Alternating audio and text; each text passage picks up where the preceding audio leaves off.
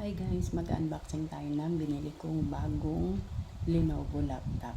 So May 1 ngayon and ito ang aking regalo sa sarili ko bilang nagtatrabaho ko ng sagad-sagaran.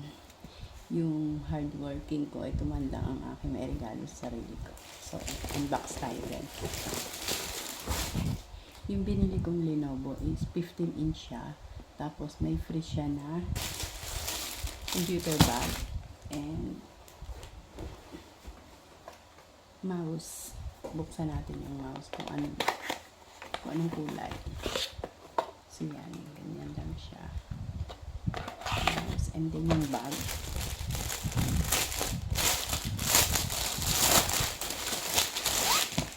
Yan, computer bag. Yan.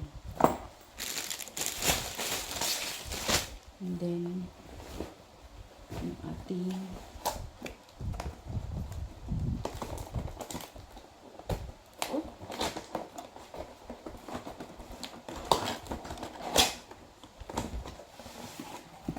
computer. Oops.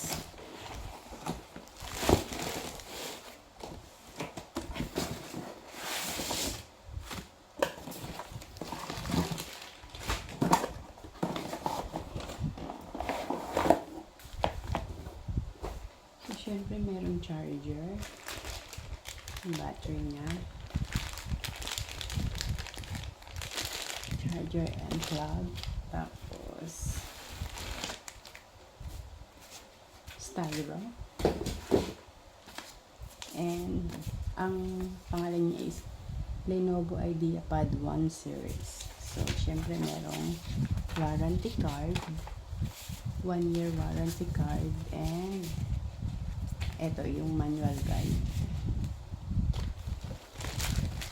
And ito na ang ating bagong Lenovo.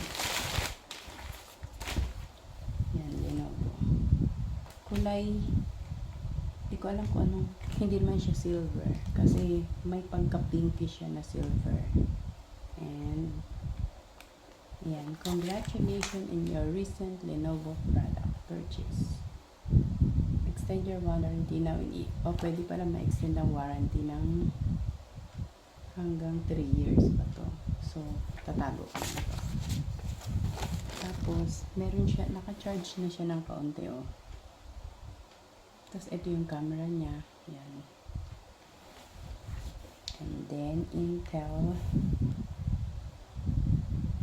IdeaPad Slim 15-inch Ultra Slim design, HD camera with privacy shutter, and rapid charge boost yung kanyang battery.